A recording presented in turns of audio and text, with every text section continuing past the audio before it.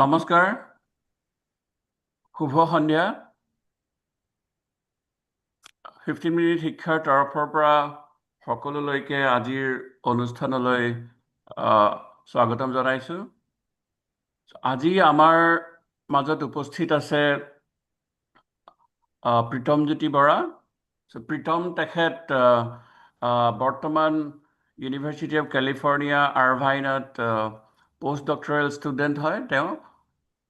প্ৰীতমৰ বিষয়ে দুআষাৰ কথা মই ক'ব খুজিছোঁ যে প্ৰীতম অৰিজিনেলি লখিমপুৰৰ নাৰায়ণপুৰৰ, আৰু প্ৰীতমে তাতে হায়াৰ ছেকেণ্ডেৰী মেট্ৰিক পাছ কৰিছে HSLC, আৰু তাৰ পাছত প্ৰীতমে হায়াৰ ছেকেণ্ডেৰী কৰিছে কটন কলেজৰ পৰা গুৱাহাটীত, আৰু এতিয়া কটন ইউনিভাৰ্চিটি, আৰু হায়াৰ ছেকেণ্ডেৰীৰ পিছত MSc ফিজিক্স তেজপুৰ ইউনিভাৰ্চিটিৰ পৰা তেখেতে কমপ্লিট কৰিছে, আৰু তাৰ পাছত তেওঁ ডুৱেল ডিগ্ৰী লৈছে M.Tech আৰু PhD IISc বেংগলোৰৰ পৰা। আৰু বৰ্তমান মই যেনেকৈ আগতে কৈছোঁ যে প্ৰীতম বৰ্তমান UC আৰভাইনত পষ্ট ডক্টৰেল ফেল' হিচাপে কাম কৰি আছে। ধন্যবাদ প্ৰীতম আমাৰ লগত জইন কৰাৰ কাৰণে। আজি প্ৰীতমে আমাক তেওঁৰ ৰিচাৰ্চৰ বিষয়ে influence of global oceans on rainfall across Indian subcontinent সেই বিষয়ে আমাক অৱগত কৰিব। আশা কৰোঁ ছাত্ৰ ছাত্ৰীসকল উপকৃত হ'ব। ধন্যবাদ প্ৰীতম। Thank U. এইফালে মই প্ৰথমতে এইটো অপৰচুনিটিৰ কাৰণে ধন্যবাদ জনাইছোঁ ৰিফাদাক লগতে 15 মিনিট শিক্ষাৰ গোটেই coordinator অৰ্গেনাইজাৰসকলক।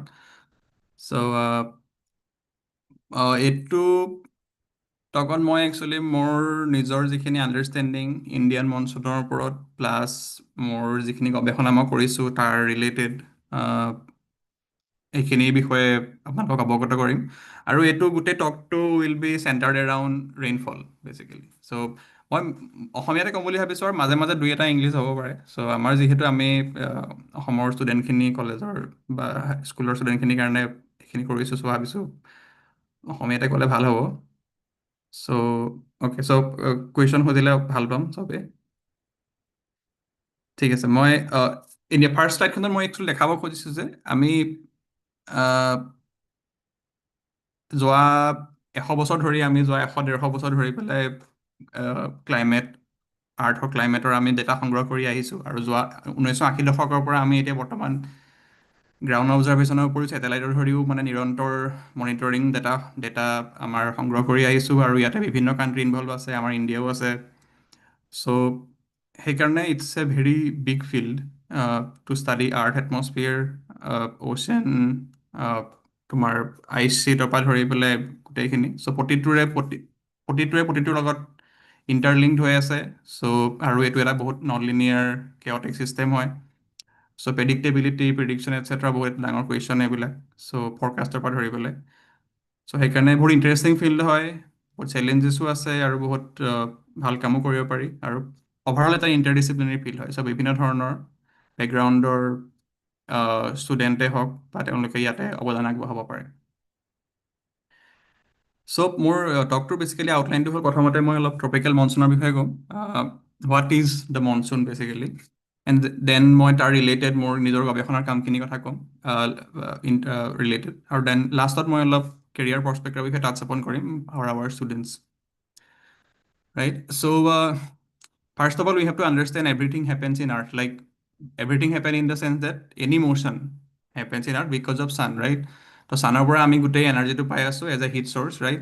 Because of the heat source, any motion or circulation, whatever happens in Earth is because of the sun. That is our ultimate source of energy, right?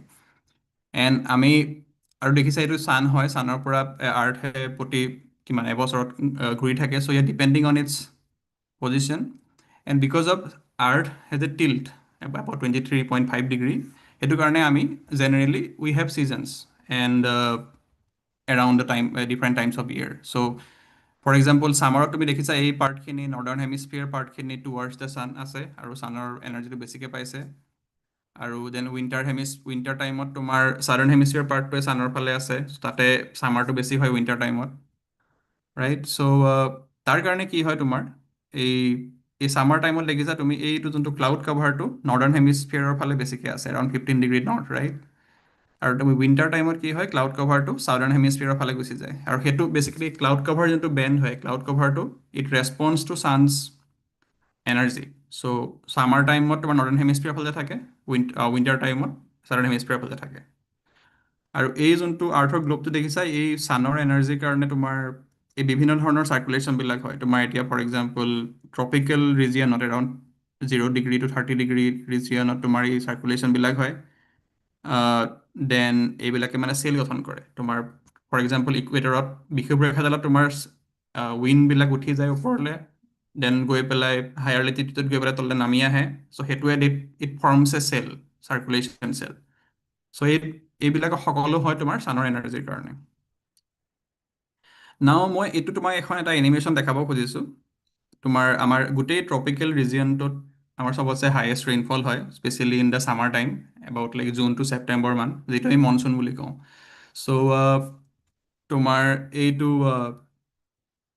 আৰু হাউ ডাজ ইট লুক লাইক, এই ৰেইনবিলডাল কেনেকুৱা ধৰণৰ দেখা যায়। চ' সেইকাৰণে মই দুবাৰমান run কৰিম, এবাৰ চাবা তোমালোকে। এইখিনি যে দেখিছে কালাৰখিনি হ'ল ৰেইনফল, এইটো যিটো হৈ আছে।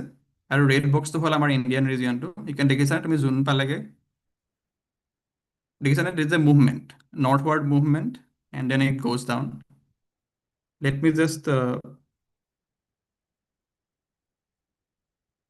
চৰি ওৱান ছেকেণ্ড। চ' মই আকৌ তোমালোকক ৰান কৰিম। এতিয়া চাবা যে যেতিয়াই তোমাৰ জুন পাবহি, আমাৰ বাৰিষা ষ্টাৰ্ট হ'ব, তেতিয়াই এই ৰেইন বেল্টডাল ওপৰলৈ উঠি গৈছে, দেখিছানে? ৰেইনফল ইয়াতে বেছি হৈছে, জুলাই পিক ৰেইনফল ছিজন, আহাৰ শাওন, দেন ছেপ্টেম্বৰলৈকে হৈছে, তাৰপৰা দেন কমি গৈছে। চ' সেইটো তোমাৰ হৈছে কাৰণ আমাৰ সেইটো ছামাৰ টাইমত তোমাৰ যেতিয়া ছানৰ হিট এণ্ড চ'ৰ্চটো যেতিয়া তোমাৰ নৰ্থৰ ফালে মুভ কৰে, তেতিয়া সেই ক্লাউড বেণ্ডডালো মুভ কৰে in response to the sun solar radiation, and সেইটো তাত and that response to resulting in rainfall. আৰু সেইটো মানে গোটেই ছিষ্টেমটো মুভ কৰে তোমাৰ নৰ্থৰ ফালে। আৰু সেই নৰ্থৱাৰ্ড মুভমেণ্ট যিটো হয় ছামাৰ টাইমত, সেইটোৱে আমাৰ মনচুন বেছিকেলি। সেইখিনি সময়তে আমি বৰষুণ লাভ কৰোঁ। আৰু সেইটো যিটো আমি এতিয়া বৰ্তমান চলি আছে, এতিয়া জুলাই পিক মনচুন টাইম। বাট এইবাৰ অসমৰ একচুৱেলি চিটুৱেশ্যনটো বৰ ভাল নহয়, বৰষুণৰ ফালৰ পৰা বহুত ডেফিচিট হৈ আছে। মই সেইখিনি অলপ টাচ কৰিম। আৰু নাও হোৱাট একজেক্টলি হেপেন্স। চ' আমি ক্লাউড বেণ্ড বা ৰেইনফলৰ বিষয়ে দেখিলোঁ, বাট যেতিয়া তোমাৰ এইটো বায়ুটো ৰেইনফলটো তোমাৰ কেনেকৈ আহে, এতিয়া মই দেখাইছোঁ যে আমাৰ যোনটো মৌচুমী বায়ু বুলি কওঁ, আমাৰ ক্ৰছ ইকুৱেটৰিয়েল ফ্ল'। এইটো তোমালোকক দেখাইছোঁ মই আমাৰ উইণ্ড এট এবাউট লাইক আমাৰ গ্ৰাউণ্ডৰ পৰা 1.5 কিলোমিটাৰ ওপৰত ইন জুলাই মান্থ। এই যোনটো ক্ৰছ ইকুৱেটৰিয়েল ফ্ল' হয়, it brings lot of moisture towards Indian region. So' এইটোৱে তোমাৰ this is the reason why you receive a lot of rainfall over Indian region, mostly over central India and over also northeastern region, right? আৰু এইটো basically হয় তোমাৰ mainly 3 main forces. আমি জানো আৰ্থখন rotate কৰি আছে, ৰোটেটছনৰ কাৰণে তোমাৰ আই থিংক তোমালোকৰ কলেজৰ ষ্টুডেণ্টখিনিয়ে জানিব পাৰা যে কৰিঅলিছ ফ'ৰ্চটো ফিল কৰা হয়। আৰু সেইটো is balance by pressure gradient force and friction basically. So' this is why resulting in a northern হেমিস্ফিয়াৰত বিষুৱ ৰেখাডালৰ ওপৰৰ ফালে তোমাৰ ৰাইটৱাৰ্ড যায় উইণ্ডটো, আৰু বিষুৱ ৰেখাৰ তলৰ ফালে তোমাৰ লেফ্ট যায়। চ' অভাৰঅল সেইকাৰণে তুমি এটা এনেকৈ ক্ৰছ ইকুৱেটৰিয়েল কাইণ্ড অফ ফ্ল' দেখা পোৱা। আৰু সেইটো মানে is because of the this incoming solar radiation, যিটো তোমাৰ ছানৰ ৰেডিয়েশ্যনৰ কাৰণে প্ৰেছাৰ গ্ৰেডিয়েণ্ট ডেভেলপ হয়, তাৰ কাৰণে হয়। চ' মই বেছি ডিটেইলত যাব খোজা নাই, তোমালোকক মানে বিভিন্ন এছপেক্টবিলাক মনচুনৰ আভাস দিব খুজিছোঁ। চ' এইটোৱে তোমাৰ মৌচুমী বায়ু। Then let's see what is the overall monsoon picture looks like. So' এইটো তোমালোকে দেখিছে জুনৰ পৰা জেনেৰেলি আমাৰ যদি বতৰ বিজ্ঞান বিভাগৰ মতে জুন 1 পৰা ছেপ্টেম্বৰ 30লৈকে এইখিনি এই 4 মাহ সময় তোমাৰ মনচুন বুলি কোৱা হয়, বা বাৰিষা বুলি কোৱা হয়। চ' আমাৰ অসমীয়া কেলেণ্ডাৰত তোমাৰ ধৰা জেঠৰ 15 পৰা আহিনলৈকে হ'ব আৰু মানে এই 4 মাহ সময়। চ' আমাৰ জেনেৰেলি আমি অসমত আহাৰ শাওণ মাহত চাগে মাটি ৰোৱা হয়, খেতি ৰোৱা হয়। That is around like July সময়, জুন জুলাই। চ' এইটো দেখিছে প্ৰথমখন হ'ল তোমাৰ ৰেইনফল, ট্ৰপিকেল ৰেইন বেল্টডাল। এইখিনি হ'ল জুনৰ পৰা ছেপ্টেম্বৰৰ মই ফিগাৰ দেখাইছোঁ তোমালোকক। চ' এইটো তোমালোকে চিমিলাৰ বেল্টডাল দেখিছা আগৰ যোনটো এনিমেশ্যনত দেখালোঁ। আৰু তুমি যদি লোৱাৰ লেভেল উইণ্ডটো চোৱা আমাৰ এবাউট 1.5 কিলোমিটাৰ ওপৰৰ যদি উইণ্ড ষ্ট্ৰাকচাৰটো চোৱা যে ইয়াতে তুমি প্ৰথমতে ইণ্ডিয়ান ৰিজিয়নত এই ক্ৰছ ইকুৱেটৰিয়েল উইণ্ডটো দেখিছানে এইটো এনেকৈ যিটো মৌচুমী বায়ু বেছি আমি অসমীয়াত কওঁ আৰু পেচিফিক ৰিজিয়নত তুমি এইটো ৱেষ্টৱাৰ্ড উইণ্ডটো দেখিবা এইটো ট্ৰেড উইণ্ডছ বুলিও কোৱা হয় আৰু এই উইণ্ডটোৰ কাৰণে কি হয় তোমাৰ যেতিয়া ছানৰ পৰা ৰেডিয়েশ্যনটো আহে অবভিয়াছলি ট্ৰপিকেল ৰিজিয়ন স্পেচিফিকেলি দিছ নৰ্ডাৰ্ণ ৰিজিয়নত ৱাৰ্ম হৈ যায় আৰু because of this trade winds বেছিভাগ মানে ৱাৰ্ম ৱাটাৰখিনি তোমাৰ ৱেষ্টৰ ফালে যায় তুমি দেখিছানে lot of warm water accumulated over Indian region and the western Pacific right and as a response to that you see a strong cloud bands over here so this is the upper level long wave radiation so blue mane tumar cloud cover that means like lower amount of radiation is going out so blue mane hol cloud cover so you can see June or September mahot a cloud band to dekha pa jay which is basically a different another measure of rainfall over this region so এইবিলাক তুমি different way to understand and characterise Indian monsoon তো তুমি ৰেইনফলো চাব পাৰা window চাব পাৰা different ৰেডিয়েশ্যনো চাব পাৰা চ' you can understand basically এইটো যোনটো studying monsoon is a multidisciplinary science it involves mostly chemistry physics dynamics radiation physics mostly then little bit of mechanical engineering as well so it's a very interesting field in that sense so you can see here the monsoon wind is this warm ocean then the rain clouds so now we know the what is monsoon overall now বহুত মনচুনত বহুত তোমাৰ external factor আছে যিবিলাকে প্ৰভাৱ পেলায় আমাৰ generally monsoon প্ৰতি বছৰে আহে ৰাইট আৰু কিন্তু কিছুমান বহুত ডাঙৰ কাৰক আছে যিবিলাকে কেতিয়াবা যিবিলাক এক্টিভ হৈ থাকিলে মনচুনৰ ৰেইনফল কেতিয়াবা কমি যায় কেতিয়াবা বাঢ়ি যায় চ' সেইবিলাক কাৰকো ইম্পৰ্টেণ্ট জনা আৰু তাৰ ভিতৰত এটা মেজৰ ফ'ৰ্চিং হ'ল এল নিনিঅ' আৰু লা নিনিয়া চ' এইটো হ'ল এটা প্ৰশান্ত মহাসাগৰৰ এটা পৰিঘটনা চ' সেইটোত কি হয় তোমাৰ এল নিনিঅ'ত কি হয় তোমাৰ এই প্ৰশান্ত মহাসাগৰ দেখিছানে এইখন তোমাৰ ইয়াতে বিষুৱৰেখাৰ ৰিজিয়নটো ৱাৰ্ম হৈ যায় এই ৱাৰ্ম হৈ যোৱাৰ লগে লগে এটা এই পাৰ্ট ৱেষ্টাৰ্ণ ৰিজিয়নটো কুল হৈ যায় চ' এইটো এটা east west cooling and warming kind of situation গঢ় লৈ উঠে আৰু তাৰ কাৰণে কি হয় এই ৰেইনফল ৱাইজ তুমি চাবলৈ গ'লে এই western region Pacific China then also' ইণ্ডিয়াত তোমাৰ স্পেচিয়েলি ইন চেণ্ট্ৰেল ইণ্ডিয়াত তোমাৰ ৰেইনফলটো জেনেৰেলি কমা দেখা যায় তো এলিনিঅ' যদি হয় এলিনিঅ' হ'ল বেচিকেলি তোমাৰ পেচিফিক ইকুৱেটৰিয়েল পেচিফিক অ'চেনখন ৱাৰ্ম হৈ গ'লে ইণ্ডিয়াত জেনেৰেলি তোমাৰ কুল হৈ যোৱাৰ ৰেইনফলটো কমি যোৱাৰ সম্ভাৱনা থাকে আৰু ইয়াৰ অপজিট ইফেক্টটো হয় কেতিয়াবা তোমাৰ লানিনিয়াত তোমাৰ কি হয় পেচিফিকখন কুল হৈ যায় তাৰ কাৰণে ৰেইনফলটো বঢ়া দেখা যায়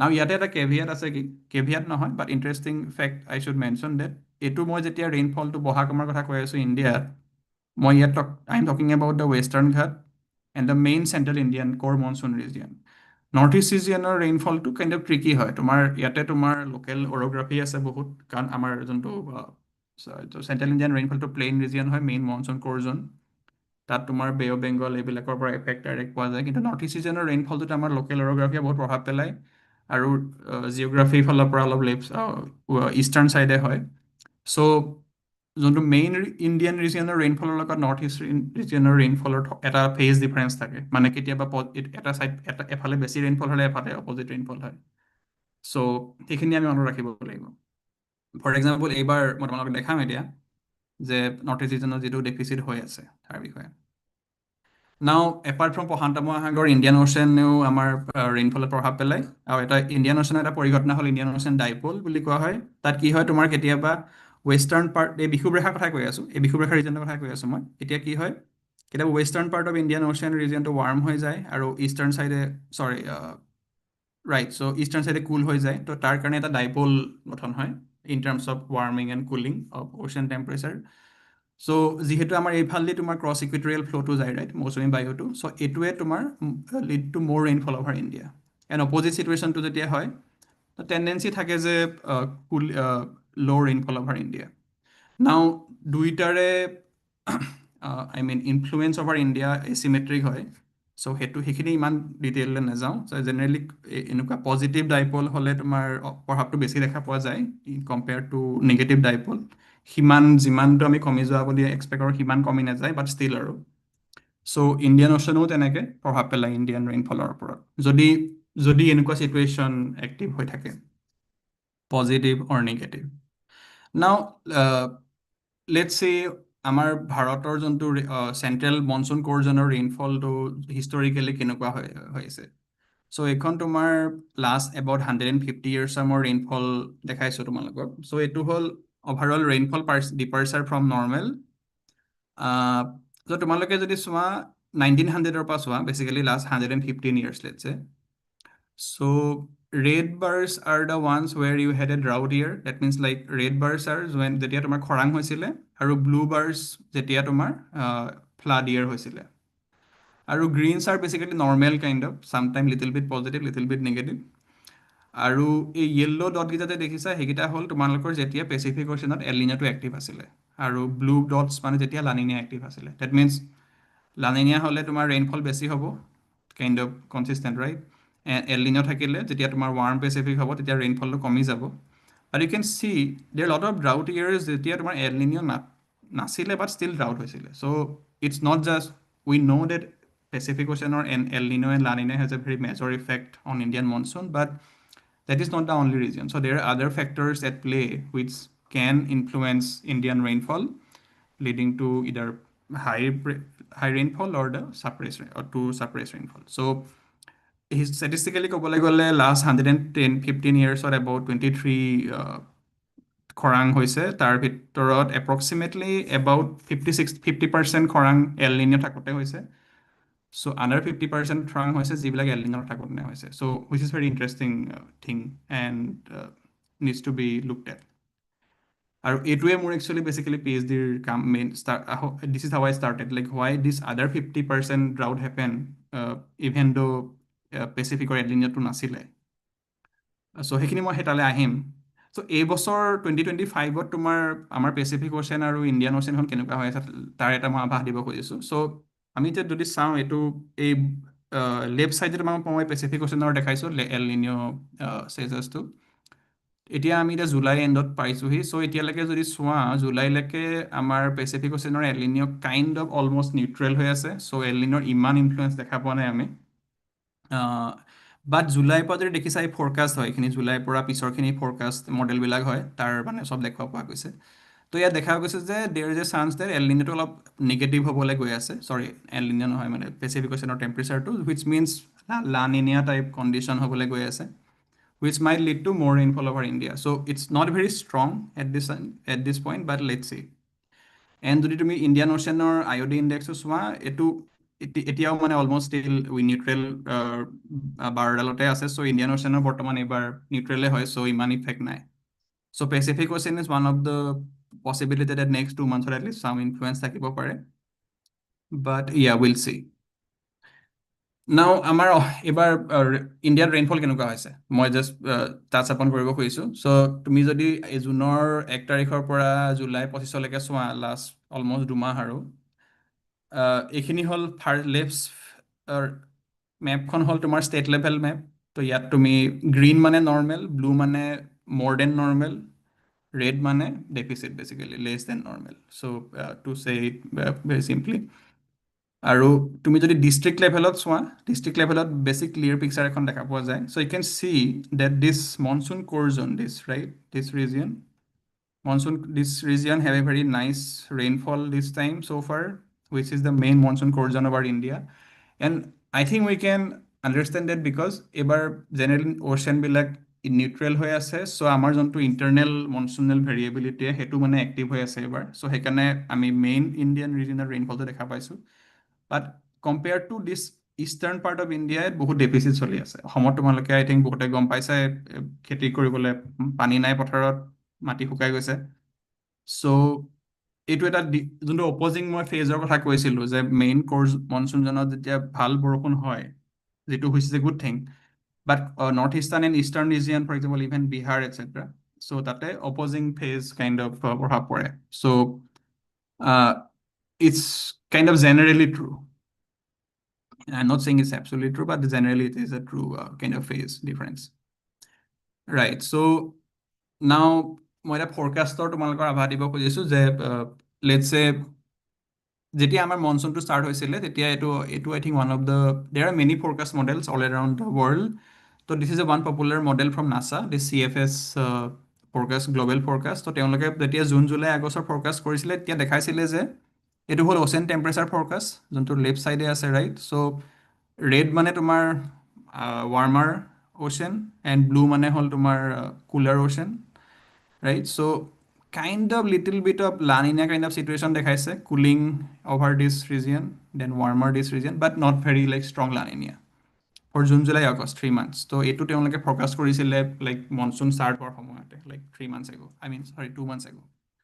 Now rainfall যদি তুমি চোৱা তো চবতে ৰেইনফল প্ৰেডিক্ট কৰা নাই কাৰণ lot of error skill predictability স্কিলো আছিলে চ' তেওঁলোকে যিখিনিত ছিগনিফিকেণ্ট স্কেল আছে তাত সেইখিনি দেখাইছে অকল তো তুমি যদি চোৱা ইণ্ডিয়ান ৰিজনত চেণ্ট্ৰেল ৰিজনত গ্ৰীণ আছে ডেট মিনছ বেছি ৰেইনফল হোৱাৰ সম্ভাৱনা আছে এণ্ড ইষ্টাৰ্ণ ৰিজিয়নত অলপমান ৰেড দেখাইছে so' not the whole region but you can see so' far আমি যিটো দেখা পালোঁ লাষ্ট ফিগাৰটোত right it kind of proven to be true so far. So generally, the idea is that the forecast model nowadays generally works on a larger scale because এইবিলাক তোমাৰ বহুত ডাইনামিকেল model হয় ইয়াতে তোমাৰ ফিজিক্স ডাইনামিক্স গোটেইখিনি involve থাকে আৰু initial কণ্ডিশ্যনৰ পৰা ধৰি পেলাই চ' you can see nowadays we have come a long way and at least on a larger scale we prediction wise it does well for a long time scale. So, and this is what we have seen so far in India, right? So, এখন Indian Monsoon Bharat বতৰ বিজ্ঞান বিভাগৰ এইখিনি data হয় এতিয়ালৈকে যোৱা জুনৰ 1 তাৰিখৰ পৰা এই জুলাই 25-26 তাৰিখলৈকে ইষ্টাৰ্ণ এণ্ড নৰ্থ ইষ্টাৰ্ণ ইণ্ডিয়াত তুমি দেখিছা প্ৰথমতে বহুত ৰেইনফল হৈছিলে জুনৰ তাৰপিছত কমি আহিলে আৰু এতিয়াৰ পৰা মানে এতিয়ালৈকে উঠাই নাই এতিয়াও মানে নিগেটিভতে আছে ৰেইনফলটো এবাউট -24% আৰু 20% হ'লে মানে এইটো ড্ৰাউট লাইক চিটুৱেশ্যন ৰাইট আৰু চেণ্ট্ৰেল ইণ্ডিয়াত কি হৈছিলে তোমাৰ প্ৰথমতে ৰেইনফল কম আছিল তাৰপৰা পিক কৰিলে আৰু এতিয়া it's having a very nice good rainfall about 20 so' this kind of exactly opposite figure classic different phase situation between main core monsoon zone over India and versus the northeastern part of India. So let's see what is the forecast say for next 2 months. So same forecast, so ocean temperature, not much change in August and September, but rainfall wise, তুমি যদি চোৱা অগষ্টত এই at least over north eastern India আগতে যিটো মানে red spot আছিলে সেইটো আগতে কমিলে and similarly for September so' I hope মানে এইটো অফক'ৰ্ছ ফ'ৰকাষ্ট হয় বাট আই হোপ কি এইবাৰ এটলিষ্ট যিমানখিনি ডেফিচিট হৈ আছে অলপ মেকআপ হ'ব আগষ্টত চ' সেইখিনি মই আশা কৰিছোঁ at least so' let's see what happens right so' মই ইমান বেছি ডিটেইলত যাব খোজা নাই বেচিকেলি ইণ্ডিয়ান ৰিজনত you can see for June July earlier it was showing very red like deficit kind of structure now for at least August and September that red spot is gone so I hope some normal rain comes back right so now talking about all these forecasts and models অলপমান মই just touch কৰিব খুজিছোঁ মানে মডেলটো what is a best climate model so মডেলটো basically কি হয় আমি we want to predict something given we have some input variables right for doesn't matter climate model for any kind of model right so তাৰ কাৰণে তোমাক কিছুমান governing equation লাগিব আমি যিখিনি আমি আমাৰ ফিজিকেল চিষ্টেমটোৰ আণ্ডাৰষ্টেণ্ডিঙৰ পৰা আমি ঘৰলৈ ফৰ্ম কৰিব পাৰোঁ ৰাইট চ' একটা very primitive preliminary climate model would be তুমি you want to predict the motion right and you want to predict the overall energy of the system right so for that if you take a very three-dimensional structure of a model so first two equations would be your momentum equation right so yet to me zonal x component of the wind and the y component of the wind to u and v দেখাইছা সেইটো আপুনি predict কৰিবা and এইটো তোমাৰ হ'ব Coriolis force balanced by Coriolis force and your pressure gradient in x and y direction এটা আমি momentum equation বুলি কওঁ ইয়াৰ এটা বহুত জেনেৰেল ফৰ্ম আছে নেভিয়াৰ ষ্টক ফৰ্ম আছে এইটো একদম one of the very idealized simplified form তোমালোকে পিছত চাগে পঢ়িব পাৰা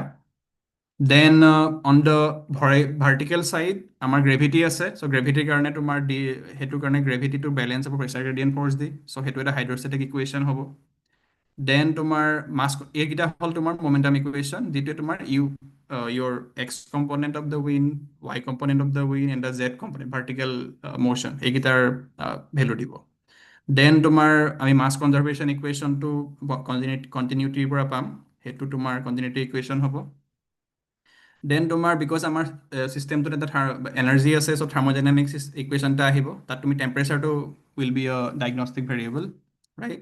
এণ্ড ফাইনেলি এটা equation of state, basically I think this is basic, I think ideal case equation তোমালোকে পাইছা চাগে, so' I think something similar to that. So' in this primitive model, so we have 6 variable and 6 equations. So that means we can predict this system: U, V, W, pressure, density, and temperature, right?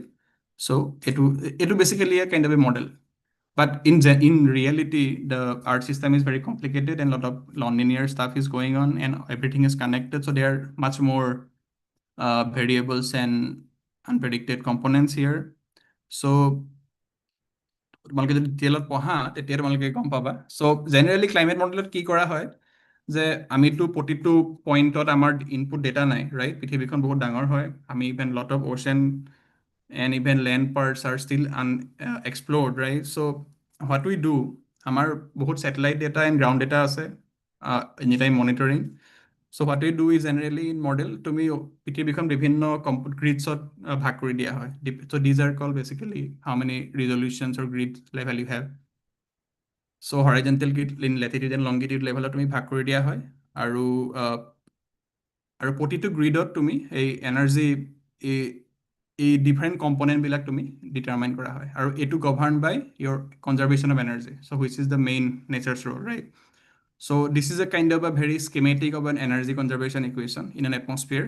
So let's say on the right hand side, tomar ki ase net energy in an air column, which will include your potential energy, latent heat flux, and your potential energy, latent heat flux, and internal energy of the system. So which তিনিটা একেলগে moist static energy বুলি কোৱা হয়, আৰু এইটো তোমাক কিয় আহিব? ছানৰ কাৰণে আহিব, ৰাইট? চ' ছানে তোমাৰ যেতিয়া ইনপুট ফ্ৰম দ্য ছান পাবা তুমি, on the right hand side total net incoming heat flux, then outgoing long wave heat flux, because earth tomar emit koribo alop radiation, right? And latent heat and sensible heat. So total energy of the air column will be balanced by total net radiation coming from the sun. So এনেকুৱা ধৰণৰ equation তোমাৰ solve কৰা হয় প্ৰতিটো grid পইণ্টত, আৰু এইবিলাক then এইবিলাক কৰাৰ পিছত তোমাৰ অ'চেন আৰু এটমস্ফিয়াৰৰ ডিফাৰেণ্ট লেভেল আছে। চ' আৰু finally we get different output variables which is of our interest. So generally, so এইকাৰণে এইটো বহুত কম্পিউটেশ্যনেলি এক্সপেঞ্চিভ প্ৰচেছ হয়, কাৰণ specially climate model. So' you have to solve this equation at each grid point, and যিমানে তুমি হাই ৰিজলিউশ্যনত যোৱা সিমানে তোমাৰ কম্পিউটেশ্যন বাঢ়ি বাঢ়ি গৈ থাকে। So' you have to make a balance of understanding physics and dynamics of the system, and with also with computational power. So there is a delicate balance of running and optimizing a climate model, right? So the basic idea is that you have to know your basic component of the system, like conservation of energy, conservation of mass, etc. So I think এইবিলাক তোমালোকে সেইকাৰণে আমি যেতিয়া degree কোৰ্চত পঢ়োঁ conservation of energy, বাট এইবিলাক সেইকাৰণে important হয় তোমাৰ এনেকুৱা ধৰণৰ এপ্লিকেশ্যনত। It is climate model is just one of those applications.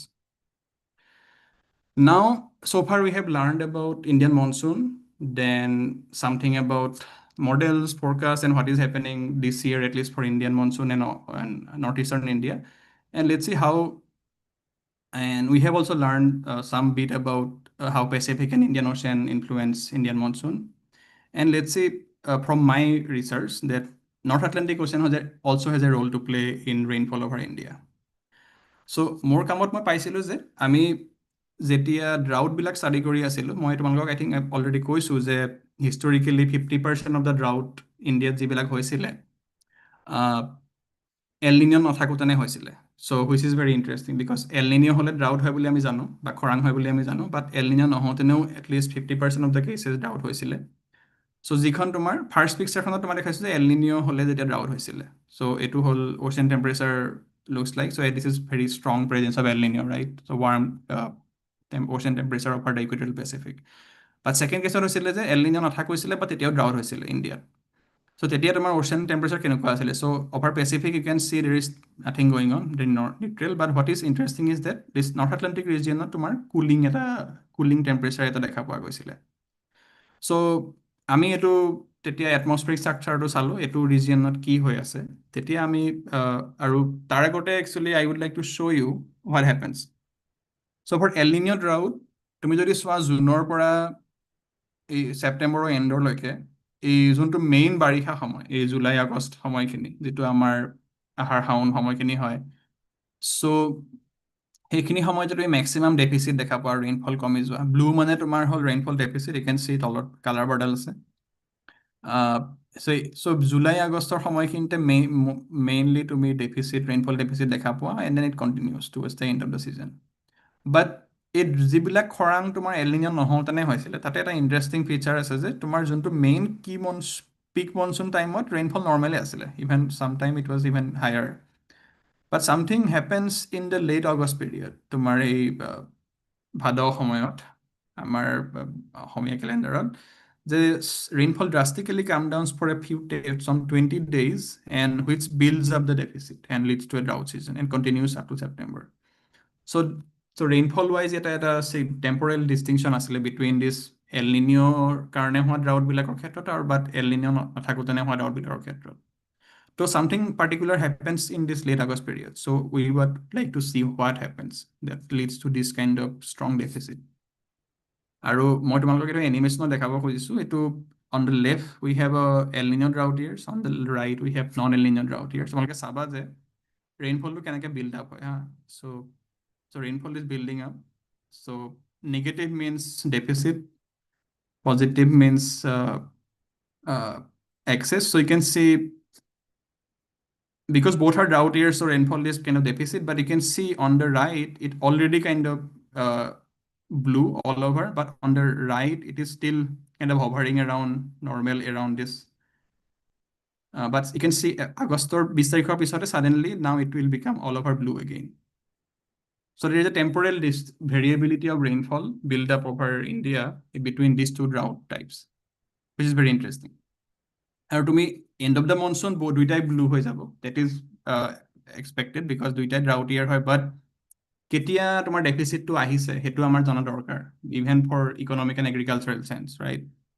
চ' আমি যেতিয়া নৰ্থ আটলাণ্টিক ৰিজনটো দেখা পালোঁ, আমি তেতিয়া আপাৰ লেভেল এটমস্ফেৰিক ষ্ট্ৰাকচাৰটো চালোঁ, তেতিয়া দেখিলোঁ যে তলত তোমাৰ কুলিং অ'চেন টেম্পাৰেচাৰটো আছে, আৰু তাৰ ওপৰত এটা very strong cyclonic anti clockwise relative vorticity forcing এটা দেখা পোৱা গৈছিলে, যিটো মানে from the surface to upper atmosphere like 12 kilometre ওপৰলৈকে ডিপ ট্ৰপস্ফেৰিক চাৰ্কুলেশ্যন দেখা পোৱা গৈছিলে। আৰু এইটো এটা forcing basically as a forcing act কৰি আছিলে। আৰু এনেকুৱা ধৰণৰ চাৰ্কুলেশ্যন যেতিয়া হয় তোমাৰ, it can trigger this large atmospheric Rossby waves. So' these are kind of planetary waves about wavelengths of like 500 kilometer to 1000 kilometer time scale, length scale, right? So এইবিলাকে তোমাৰ যেতিয়া ট্ৰিগাৰ হয়, এইবিলাকে তোমাৰ গৈ পেলাই ইষ্টৱাৰ্ড গৈ পেলাই বিভিন্ন ৰিজনত গৈ হিট কৰেগৈ। চ' আমি যেতিয়া দেখিলোঁ যে এই 20 day টাইম পিৰিয়ড আগষ্টৰ সময়ত, তেতিয়া এনেকুৱা ধৰণৰ ছেইম ৰছবি ৱেভ এই নৰ্থ আটলাণ্টিক ৰিজনৰ পৰা আহি পেলাই ইণ্ডিয়াত হিট কৰিছিলে। আৰু হিট কৰাৰ লগে লগে কি হয়, তেতিয়া এই যোনটো পজিটিভ পাৰ্টটো যেতিয়া হিট কৰে, positive means these are I am শ্বয়িং in terms of Y component of V wind. So' blue মানে তললৈ, ৰেড মানে ওপৰলৈ। So' right, X and Y like that. So' এইটোৱে তোমাক এটা ডাইভাৰ্জেণ্ট চাৰ্কুলেশ্যন ইণ্ডিয়াত মনচুনৰ ওপৰত এটা গঠন কৰে, আৰু সেইটো কাৰণে এটলিষ্ট 2 weeksৰ কাৰণে ৰেইনফলটো ইণ্ডিয়াত কমি গৈছিলে। চ' সেইকাৰণে আমি যেতিয়া ৰেইনফলত চাইছিলোঁ যে আগষ্টৰ লেট পিৰিয়ডত এই নন এল নিনো নোহোৱা ড্ৰাউটবিলাকত তোমাৰ এনেকুৱা ধৰণৰ চিটুৱেশ্যন হৈছিল। চ' এই নৰ্থ আটলাণ্টিক অ'চিয়ানৰ সেইকাৰণে এটা প্ৰভাৱ আছে। যেতিয়া তোমাৰ এটলিষ্ট যেতিয়া পেচিফিক অ'চিয়ান নিউট্ৰেল থাকে, তেতিয়া north Atlantic can also' impact Indian monsoon rainfall. So' আমি ফাৰ্ডাৰ দেখিলোঁ যে এনেকুৱা ধৰণৰ যিটো ফৰ্চিংবিলাক ডেভেলপ হয় নৰ্থ আটলাণ্টিকত, তোমাৰ এই আৰ্লি ছিজনতো হয়, এই জুনৰ এণ্ডত, you can see it is blue peak, right? And also' in the late August period.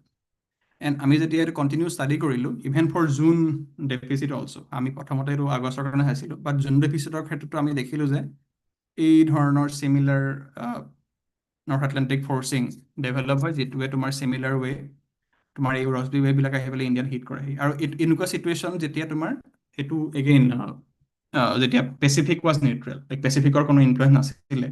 But we know that Pacific or generally বহুত dominant factor থাকে, যদি Pacific active থাকে generally it has a very overwhelming response in Indian monsoon. But যদি Pacific generally neutral থাকে, El Nino বা La Nina নাথাকে, তেতিয়া এই different ধৰণৰ other factors like North Atlantic region can impact Indian monsoon. So সেইটো এটা important distinction that Pacific does have a very significant role, but যদি Pacific active নাথাকে তেতিয়া North Atlantic can also impact Indian monsoon. So now we found that জুনতো যোনবিলাক deficit হয় early, that is মানে early monsoonত আহাৰ শাওনৰ সময়ত সেইবিলাকো তোমাৰ নৰ্থ আটলাণ্টিকৰ কাৰণে হ'ব পাৰে। এই নৰ্থ আটলাণ্টিকে ৱেভ ট্ৰিগাৰ কৰে, ৱেভবিলাক আহি পেলাই যেতিয়া ইণ্ডিয়ান ৰিজনত হিট কৰেহি তেতিয়া it can lead to deficit, rainfall deficit. Now, এইখন এটা similar same picture, but it basically shows তোমাৰ কেনেকৈ ৱেভটো প্ৰপেগেট কৰি পেলাই ইণ্ডিয়া পায়হি। তো তোমাৰ ডে 0 তোমাৰ যেতিয়া ৱেভটো হিট কৰিছে, চ' দুদিন আগতে তোমাৰ এতিয়া নৰ্থ আটলাণ্টিকৰ পৰা আহি পেলাই এনেকৈ দেখিছা তোমালোকে। এইটো মানে মই তোমালোকক এডি এনাৰ্জি পাৰ্চপেক্টিভৰ পৰা দেখাইছোঁ, তো ইমান ভিতৰত চাব নালাগে। But basically, it shows how this wave propagates from North Atlantic regions and hits India and leads to deficit in next 1 week or 2 weeks, etc. Right? So now আমি এইখিনি ইমান দেৰিলৈকে মানে অবজাৰভেশ্যন দি চাই আছিলোঁ, ডেটা দি চাই আছিলোঁ। চ' আমি ভাবিছিলোঁ যে আমি মডেল ভেৰি আইডিয়েলাইজড মডেলত আমি এইখিনি দেখা পাওঁ নেকি, কাৰণ মডেলত যদি আমি বস্তুটো ৰিক্ৰিয়েট কৰিব পাৰোঁ, ৰিপ্ৰডিউচ কৰিব পাৰোঁ, তেতিয়া আমাৰ থিয়ৰিটো কাৰেক্ট হয় একচুৱেলি। তো বহুত ক্লাইমেট মডেল আছে যিবিলাকত আমি এইবিলাক এনেকৈ ষ্টাডি কৰিব পাৰোঁ। CSM2 wish is community art system model, এটা অ'পেন চ'ৰ্চ ক্লাইমেট মডেল হয়। তো ইয়াৰ CSM2 এইটো এটা লেটেষ্ট ভাৰ্চন। তো তাতে আমি এইটো এটা কাপল ক্লাইমেট মডেল হয়। ইয়াত তোমাৰ অ'চেন, এটমছফিয়াৰ, আইচ, লেণ্ড চব থাকে। চ' আমি ইয়াতে বহুত এটা আইডিয়েলাইজ চিটুৱেশ্যন লৈছিলোঁ, মানে আইকোপ্লেনেট কনফিগাৰেশ্যনটো লৈছিলোঁ। আইকোপ্লেনেট মানে হ'ল তোমাৰ অ'চেনটো আছে, এটমছফিয়াৰ আছে, বাট লেণ্ড নাই। চ' মানে গোটেই পৃথিৱীখন আমি মানে অ'চেন বুলি ধৰি লওঁ আৰু অনলি এটমছফিয়াৰ আছে। চ' অ'চেনত যদি আমি কিবা এটা ফ'ৰ্চ কৰি দিওঁ ডেটা দি পেলাই, atmosphere will respond to this ocean forcing. And এইটো বেচিকেলি এটমছফিয়াৰিক ক্লাইমেট মডেল, আৰু একো লেণ্ড নাই। চ' অ'চেনত আমি কিবা এটা ফ'ৰ্চ কৰি দিম ডেটাহঁতে, so' atmosphere will respond to that ocean forcing. So' অ'চেনত আমি এনেকুৱা ধৰণৰ, তোমালোকে ফটোখন দেখিছা, এই ফিগাৰটো দেখিছা, এনেকুৱা ধৰণৰ এটা টেম্পাৰেচাৰ এটা দি দিম। কাৰণ আমি জানো যে ইকুৱেটৰ ৰিজিয়নত টেম্পাৰেচাৰ বেছি থাকে, দেন তুমি যেতিয়া পলৰ ফালে যোৱা টেম্পাৰেচাৰটো কমি যায়, ৰাইট? চ' সেইকাৰণে আমি বহুত simple kind of sine for kind of function এটা কাইণ্ড অফ টেম্পাৰেচাৰ এটা দিছিলোঁ, প্ৰেছক্ৰাইব কৰিছোঁ। ত' এইটো মানে প্ৰথম just to see the main state of the model. And then তাৰ ওপৰত কি কৰিলোঁ, আমি এনেকুৱা ধৰণৰ ফ'ৰ্চিং এটা যিটো আমি অবজাৰভেশ্যনত দেখা পাইছিলোঁ নৰ্থ আটলাণ্টিক ৰিজিয়নত, তেনেকুৱা এটা দিছিলোঁ যে চাবলৈ যে এটলিষ্ট মডেলতনো কেনেকুৱা দেখা পোৱা, ৰেছপন্সটোত কেনেকুৱা দেখা পোৱা যায়। আমি অবজাৰভেশ্যনত দেখিলোঁ যে এটা ৱেভ ট্ৰিগাৰ হয়, ভৰ্টিচিটি ফ'ৰ্চিং জেনেৰেট হয় নৰ্থ আটলাণ্টিক ৰিজিয়নত, but in the model how does it respond. So' তাত আমি দেখা পোৱা গৈছিলোঁ যে ইন দ্য মডেলটো এটা মানে overall large scale wave kind of response you can see, and it actually reaches over India. So of course there are a lot of limitations in model. Also এইটো এটা idealized model হয়। So ইয়াত see যে তুমি এইটো কালাৰটো হ'ল জিঅ'পটেঞ্চিয়েল height, and কণ্টুৰ্ছ যোনবিলাক লাইনবিলাক দিছে এইখিনি হ'ল temperature at middle level and লোৱাৰ লেভেল। তো overall idea is that you can see there's a wave structure forms over here in Atlantic region and it reaches over India. So positive and warm means less favorable condition for rainfall over this region. So generally মডেলেও মানে similar kind of consistent perform কৰিছে যে যদি তুমি north Atlantic ৰিজনত এনেকুৱা ধৰণৰ যদি cooling টাইপৰ হয়, তেতিয়া এই ৱেভ ট্ৰিগাৰ হোৱাটো আৰু then it leading to some impact on rainfall is true to some extent. And of course আমি যিমান অবজাৰভেশ্যনত দেখা পাইছিলোঁ সিমান পাৰফেক্ট এটা পিকচাৰ নেদেখোঁ, বাট লাইক টু চাম এক্সটেণ্ট উই চ চাম positive result. And now I'll come to touch upon some my work in my current position. So মই almost like 1 year ago I joined UC Irvine in the Department of Environmentals and Civil Environmental Engineering. So আমাৰ group two climate চাইন্সৰ ওপৰত কাম কৰে। So মই ইয়াত এটা actually exact Indian region চোৱা নাই, বাট মই মাউণ্টেইন ৰিজিয়নছ অফ এছিয়া চাই আছোঁ ইয়াত। So' it includes part of India, part of all different countries. So yet about like 9-10 countries or landmass involved আছে। These are called high mountain Asia. So মই ইয়াতে winter time precipitation over high mountain Asia to study কৰি আছোঁ, especially in November to March.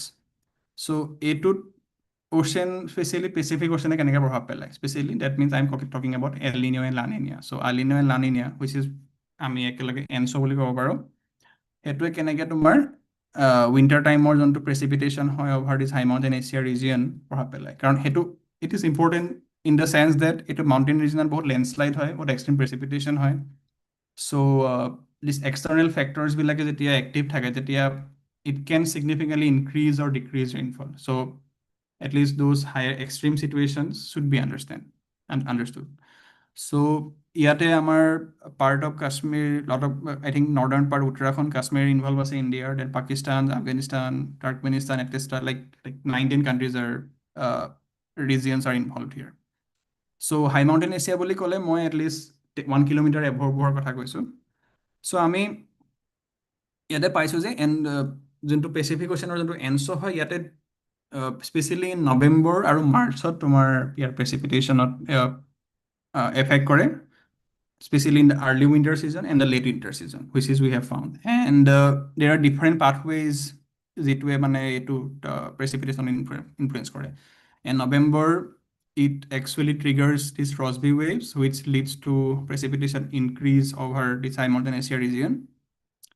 And also November কি হয় তোমাৰ এটা pathway হ'ল এইটো মানে upper level, upper northern hemispheric pathway, আনটো হ'ল তোমাৰ এই ইণ্ডিয়ান অ'চিয়ান ৰিজিয়নত মইশ্চাৰ যেতিয়া একিউমুলেট হয় এই এনছ'য়ে তোমাৰ কি হয় কিছুমান চাৰ্কুলেশ্যন কৰে চাৰ্কুলেশ্যন পেটাৰ্ণ অভাৰ দিছ মেৰিটাইম কণ্টিনেণ্ট আৰু সেই মইশ্চাৰটো তোমাৰ সেই হাই মাউণ্টেইন এছিয়ালৈ ট্ৰান্সপৰ্ট কৰে চ' তেতিয়া ৰেইনফলটো বৃদ্ধি পায় চ' নৱেম্বৰত তোমাৰ দুটা পাথৱে দি তোমাৰ কাম কৰি আছে এনছ'য়ে leading to more rainfall over high mountain Asia region over this region right for March this two pathway are absent but কি কৰে over this region around 30 degree north তোমাৰ দি সাবট্ৰপিকেল ৱেষ্টাৰ্লি জেট ষ্ট্ৰীমটো পাৰ হৈ যায় সেইটো তোমাৰ upper level wind field basically I think তোমালোকে এয়াৰক্ৰাফ্টৰ কথা ক'লে জেনেৰেলি জেট ষ্ট্ৰীমৰ কথা শুনা যে এয়াৰক্ৰাফ্টবিলাকে জেট ষ্ট্ৰীমটো এনকাউণ্টাৰ কৰে চ' এৰাউণ্ড 30 degree নৰ্থ ইউ সাবট্ৰপিকেল এইটো জেট ষ্ট্ৰীম এটা পাৰ যায় ৱেষ্টৰ পৰা ইষ্টৰ ফালে চ' সেইটো হাই মাউণ্টেইন এছিয়াৰ ফালেও যায় ক্ৰছ কৰে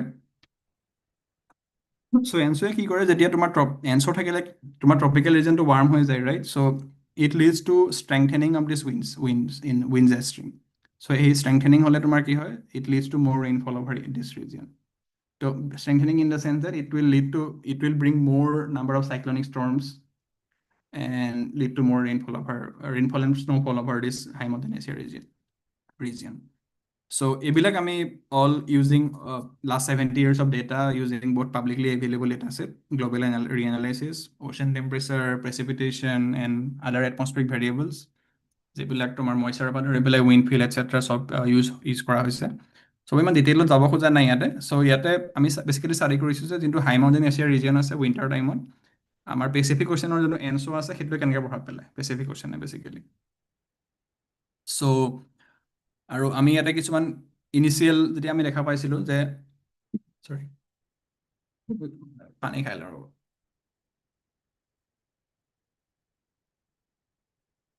এতিয়া এইটো এটা এনছ' টাইপৰ চিটুৱেশ্যন লাইক এইটো মই কৰিলেশ্যন দেখাইছোঁ basically so' with precipitation with high mountain Asia so' you can see ENSO' region this specific ৰিজনৰ লগত হাই কৰিলেশ্যন আছিলে চ' ইট মিনছ যেতিয়া এনছ'টো এক্টিভ থাকে তেতিয়া কি হয় তোমাৰ এইটো ছাবট্ৰপিকেল এই এনছ'য়ে তোমাৰ ছাবট্ৰপিকেল জেট ষ্ট্ৰীমডাল ষ্ট্ৰেংথেন কৰি দিয়ে এইটো ৰেড মানে তোমাৰ দেখাইছোঁ এইটো ইয়াতে upper level wind speed at about 200 hectopascal সেইটো হ'ল তোমাৰ লাইক 12 কিলোমিটাৰ গ্ৰাউণ্ডৰ পৰা ওপৰত সেইটো তোমাৰ জেট ষ্ট্ৰীমটো পাৰ হৈ যায় আৰু এইটো তোমাৰ হাই মাউণ্টেইন এছিয়াৰ এক্ৰছ যায় চ' এই এনছ'য়ে তোমাৰ এই উইণ্ড জেট ষ্ট্ৰীমটো মডুলেট কৰিব পাৰে আৰু ছেকেণ্ড পাথৱেটো হ'ল তোমাৰ যদি ইণ্ডিয়ান অ'চিয়ান ৰিজিয়নত যদি মইশ্চাৰ একুমুলেট হয় তো এনছ'য়ে কি কৰে এই মইশ্চাৰটো হাই মাউণ্টেইন এছিয়ালৈ ট্ৰান্সপৰ্ট কৰাত সহায় কৰিব পাৰে যদি মানে if there is a moisture available then it can transport it moisture so' this is another way to increase rainfall then another way is তোমাৰ